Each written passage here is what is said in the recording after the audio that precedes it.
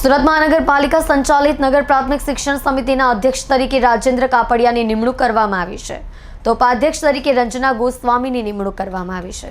સુરત ભાજપમાં થયેલા કથિત પત્રિકા કાંડ બાદ શિક્ષણ સમિતિના અધ્યક્ષનું રાજીનામું લઈને ઉપાધ્યક્ષને કાર્યકારી અધ્યક્ષ બનાવી દેવાયા છે।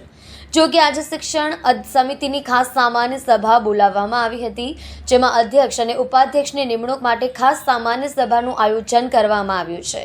સુરત નગર પ્રાથમિક શિક્ષણ સમિતિના અધ્યક્ષ તરીકે ધનેશ શાહને બનાવાયા। તેમના નબળા વહીવટ અને વિવાદને કારણે તેઓ સતત નિષ્ફળ રહ્યા હતા। દરમિયાન ભાજપમાં થયેલા કથિત પત્રિકા કાંડ બાદ ધનેશ શાહ પાસેથી 29 જાન્યુઆરીના રોજ તેમની પાસેથી રાજીનામું લઈ લેવામાં આવ્યું હતું અને ઇન્ચાર્જ અધ્યક્ષ તરીકે સ્વાતિ સોસાને જાહેર કર્યા હતા।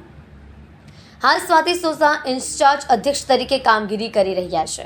આજે મળેલી શિક્ષણ સમિતિની સામાન્ય સભામાં નગર પ્રાથમિક શિક્ષણ સમિતિના અધ્યક્ષ તરીકે રાજેન્દ્ર કાપડિયાની નિમણૂક કરવામાં આવી છે, તો ઉપાધ્યક્ષ તરીકે રંजना ગોસ્વામીની નિમણૂક કરવામાં આવી છે। તે વેળા ભારતીય જનતા પાર્ટીના હોદ્દેદારોએ શિક્ષણ સમિતિના અધ્યક્ષ અને ઉપાધ્યક્ષનું પુષ્પગુચ્છ આપીને સન્માન કર્યું હતું। નવા વરાયેલા શિક્ષણ સમિતિ અધ્યક્ષ રાજેન્દ્ર કાપડિયાએ નિવેદન આપતા કહ્યું કે પ્રદેશ અધ્યક્ષ CR પાટીલ સાહેબ અને શહેર ભાજપ અધ્યક્ષે મારી જે નિમણૂક કરી છે, શિક્ષણ સમિતિના અધ્યક્ષ તરીકે તેને હું સારી રીતે નિભાવવાનો પ્રયત્ન કરીશ। સાથે વિદ્યાર્થીઓના હિતમાં અને શિક્ષકોના હિતમાં ઉપર લેવલ સુધી રજૂઆત કરવામાં આવશે।